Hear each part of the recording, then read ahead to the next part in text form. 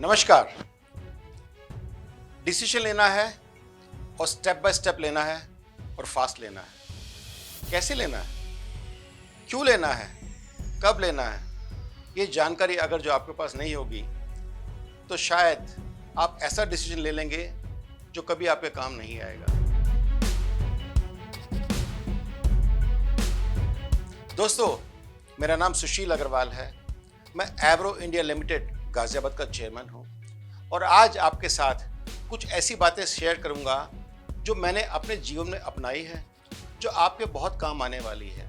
जब जब जितनी सांसें आप ले रहे हैं और जब जब जो डिसीजन आप ले रहे हैं, सुबह उठना है नहीं उठना है ये भी एक डिसीजन है, मिलना है नहीं मिलना है ये भी एक डिसीजन है, खाना है नहीं खाना ये भी एक डिसीजन है।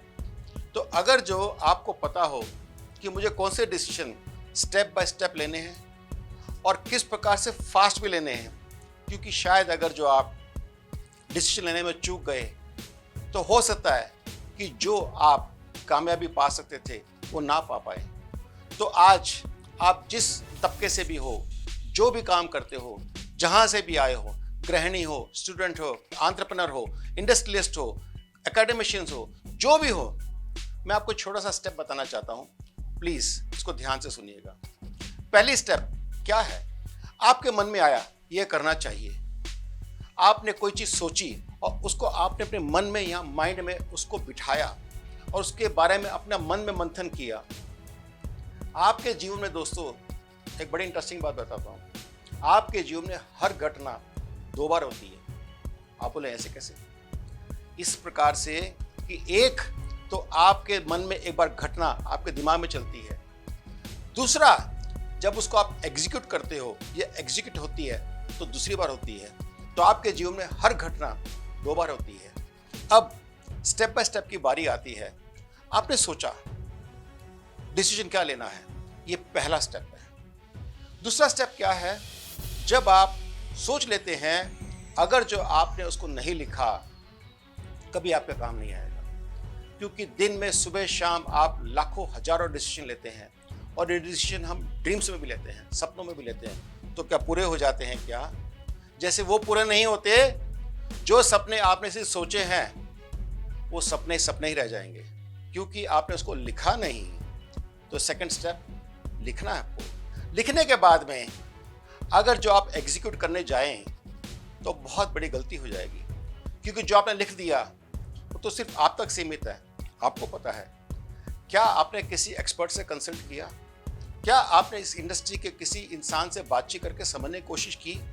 फैकल्टी से, टीचर से, गुरुओं से, समझदार दोस्तों से कहीं पूछा कि मैं जो डिसीजन लेने जा रहा हूँ, ये जा रही हूँ, ये सही है या गलत है? नहीं है तो आप ये समझ लीजिएगा कि आप जो भी डिसीजन लेने जा रहे हैं उसको जीतने की संभावना आपकी बहुत लिमिटेड हो जाएगी, बहुत कम हो जाएगी। हो सकता है आप कामयाब हो जाए, हो सकता ना भी हो। इसलिए थर्ड स्टेप क्या है, आपको डिस्कस करना है, डेलिब्रेट करना है, लोगों से सलाह मशवरा करना है और कंसल्टेंट्स को जरूरत पड़ने पे हायर करके, ये एक्सपर्ट ओपिनियन ले करके, चाहे ऑनलाइन ऑफलाइन आजकल सब चीज़ डेटा मिलता है, गूगल पे बहुत डेटा मिलता है, पहले उसको समझना है। आपने डिस्कशन कर ली, आपने सोचा हाँ मैंने समझ लिया, जो मैंने लिखा था उसमें कुछ करेक्शन आया, ये जो करेक्शन है ना ये बहुत ज़रूरी है। आपने करेक्शन किया, इसके बाद में आप इसको आगे लेके जाना चाहते हैं, तो आपने क्या सोचा, इसको ताबड़तोड़ इम्प्लीमेंट कर डालो। यस, आप इम्प्लीमेंट कर सकते हैं, लेकिन इम्प्लीमेंट करने से पहले मेरी सजेशन ये है कि आप वापस फिर उसी डिसीजन को रिव्यू कीजिएगा कि क्या जो मैंने सोचा सही है, क्या ये करना चाहिए, क्या एग्जीक्यूट कर सकता हूँ, नहीं कर सकता हूँ। मैं अब छोटी सी कहानी बताता हूँ।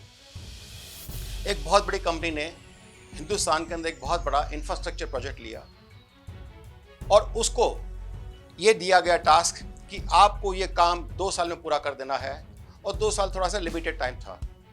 तो उन्होंने सोचा टाइम कम है, ताबड़तोड़ डिसीजन ले लेते हैं।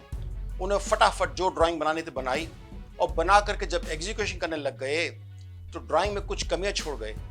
उसके चलते क्या हुआ, जब लास्ट पॉइंट पे उनको कनेक्ट करने की बारी आई तो कनेक्शन नहीं कर पाए, सारा प्रोजेक्ट फेल हो गया। ये सच्चाई बता रहा हूँ, मैं प्रोजेक्ट की डिटेल नहीं दे रहा हूँ आपको, सिर्फ बता रहा हूँ। एक जापानीज कंपनी को हायर किया गया कि आप आइए समझिएगा, और उनको भी 2 साल का वक्त दिया गया। जापानीज कंपनी ने 1 साल तक कुछ नहीं किया, तो हमारे लोग बोले ये तो बेअक्ले हैं, टाइम वेस्ट कर रहे हैं, कुछ कर ही नहीं रहे हैं, पता नहीं क्या हो रहा है, सुबह शाम बातें ही बातें चल रही हैं। वो बोले जस्ट वेट, हमें मौका दीजिए। उसके बाद जब एग्जीक्यूट किया तो मात्र 6 महीने में एग्जीक्यूट कर दिया और 100% परफेक्शन से किया। यानी कि आप जो भी डिसीजन लें, जो भी प्लान बनाए, उसको रिव्यू कीजिएगा वापस। रिव्यू करने के बाद में उसको एग्जीक्यूट कीजिएगा। लेकिन कैसे? बड़े लेवल पे नहीं, आपका जीवन का कमाया हुआ सारा सर्वस्व, सारी शिक्षा, सारी ताकत को नहीं झोंकना है। मैं फिर रिपीट कर रहा हूं, नहीं झोंकना है। हो सकता है आपको इंस्पिरेशन मिले, ऐसा कर दो, वैसा कर दो, सबको लगा दो, दांव पे लगा दो, घर बार भेज दो, नहीं करना है। छोटा पायलट प्रोजेक्ट रेडी कीजिएगा, that is the next step. Pilot project का मतलब क्या होता है? आपने सूक्ष्म रूप से उसको महसूस किया, समझने की कोशिश की, चेक किया कि क्या मैं ये करके कामयाब हो सकता हूं या हो सकती हूं।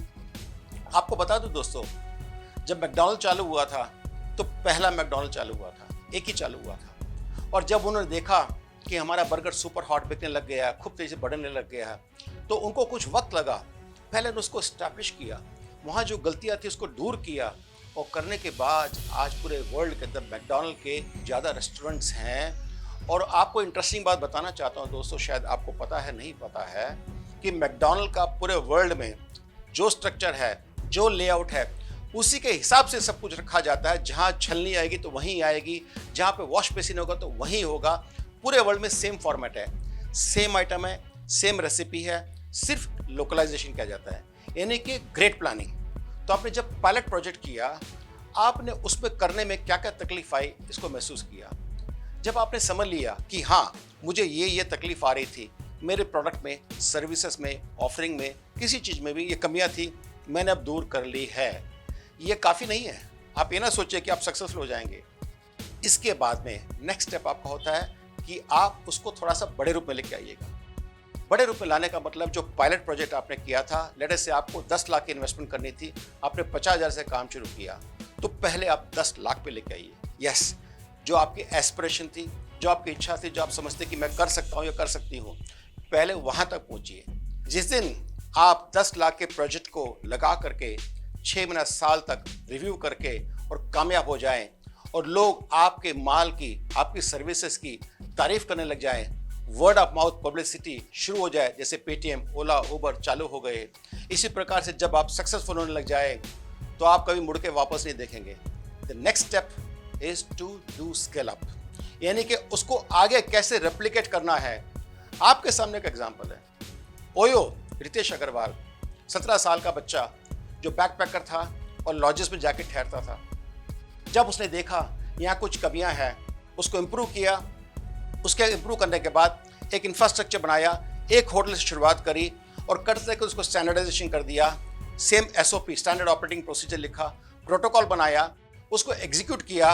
और आपको बता दूं, आज वर्ल्ड का one of the biggest aggregator of hotels है ओयो होटल्स, जिसकी चाइना में, अमेरिका में, इंडिया से भी ज़्यादा ब्रांचेस हैं, या ऑफिसेज है, या उतने सारे होटल्स हैं। स्केल अप करना बहुत ईजी है, और स्केल अप करने से आपने जो डिसीजन पहले लिया था, जो आपके मन में भावना आई थी कि मैं भी कभी वहाँ पहुँचूँ जहाँ बहुत लोग पहुँचे हैं, और आप जानते हैं इतिहास गवाह है, हर गरीब ही अमीर बना है।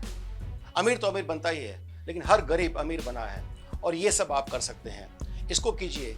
और एक इंटरेस्टिंग बात बताता हूँ दोस्तों, जब जब आप ऐसा करते हैं तो जीवन में आपके सामने कठिनाई आएंगी, आप थपेड़े खाएंगे, तकलीफें भी आएंगी, परेशानी भी आएंगी, कोई बात नहीं, उनको जूझने की शक्ति भी आपके पास है, उसको आइडेंटिफाई कीजिएगा।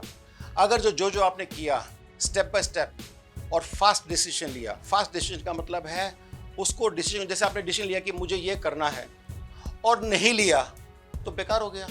ये आप हर रोज सोच सकते हैं, कल करूँगा या करूँगी, कल कभी नहीं आता, कल कुछ नहीं होता। तो यानी कि आपको सोचा तो फास्ट डिसीजन लेके यस और नो, उसमें कोई गलती नहीं है। वो शिव खेरा एक बात कहते हैं, indecision is a decision too. मैं डिसीजन नहीं लूंगा, ये भी तो एक डिसीजन है, कि मैं डिसीजन नहीं लेना चाहता, ये भी डिसीजन है। तो इसलिए आपको जब ये करना है तो आप इसको करिएगा। और एक इंटरेस्टिंग बात ये है इसके अंदर कि अगर जो आप ज़िंदगी में पॉजिटिव हैं और होमवर्क अच्छा करके चल रहे हैं, तो मैं आपको वायदा करता हूँ, अगर जो आप अपने जीवन में 51%, 51% भी राइट हैं, कभी ज़िंदगी में आप मार नहीं खा सकते। फ़र्क सिर्फ इतना होगा कि आपकी प्रगति धीरे धीरे चलेगी, थोड़ी कम होगी, शायद किसी की 90% की अगर जो एफिशिएंसी होगी तो वो बेटर काम कर सकेगा, लेकिन आप फेल नहीं होंगे, आप कामयाब रहेंगे। क्यों पता है? आप 51% सही हैं। जैसे एग्जाम्पल के तौर पे आप स्टॉक एक्सचेंज में बैठ जाइएगा, टर्मिनल पे बैठ जाइए और आप बेटिंग कर रहे हैं, आपने 10 लाख रुपये लगाया बेट और आपने हर बार जितनी बेट्स करी आप सिर्फ 51% सही थे, 49% आप मिस्टेक कर रहे थे, गलतियां कर रहे थे, तो आप क्या लॉस में आ जाएंगे? क्या नहीं होगा ना। चाहे 1-1.5-2% की ग्रोथ ही सही, वो ग्रोथ एक दिन इतनी बड़ी हो जाएगी कि आप स्टॉक एक्सचेंज की मालिक बनने की ताकत रखते हैं। और वॉरेन बफे ने ऐसे ही किया। वॉरेन बफे ने आइडेंटिफाई किया, सही टाइम पे स्टॉक्स को पिकअप किया, स्टेप बाय स्टेप अप्रोच करी और आज वर्ल्ड का one of the most richest man है और छोटे से गांव में रहता है, ओमाहा में। तो मैं आपको कहना चाहता हूँ दोस्तों कि आप स्टेप बाय स्टेप फॉलो कीजिएगा, डिसीजन फास्ट लीजिएगा। बिजनेस की कामयाबी की, सक्सेस की कोई कमी ब्रह्मांड की पूरी ताकतों में किसी ने नहीं छोड़ रखी है। सब कुछ अवेलेबल है और हम बहुत ही खुशनसीब हैं, हिंदुस्तान जैसे देश में रहते हैं जहाँ पर डेमोक्रेसी भी है, लॉ एंड ऑर्डर भी है, डेमोग्राफी भी है, क्योंकि हमारे देश में 2000-2500 किलोमीटर में पूरा देश खत्म हो जाता है। 135 करोड़ की जनता है, कितना बड़ा बिजनेस है, ओ माय गॉड। और आप सोचिए, लोगों पर मारुति कार भी है, मर्सिडीज भी है, चप्पल भी नहीं है, लोग 10,000 के नाइके के जूते भी खरीदते हैं। ऐसे देश में जहां 65% से ज्यादा लोग 35 साल से कम के हैं, हम यंग देश हैं, एक बहुत ही एक कितना उज्जवल भविष्य हमारे पास है। जिनके पास खाने के लिए पैसे नहीं है, कभी न कभी गरीबी रेखा से बाहर आएंगे, ऊपर बढ़ेंगे। तो इनके बिजनेस कितना है, जो ये सोचते हैं कि कंपटीशन हो गया, बिजनेस खत्म हो गया, मैं माफी चाहता हूं।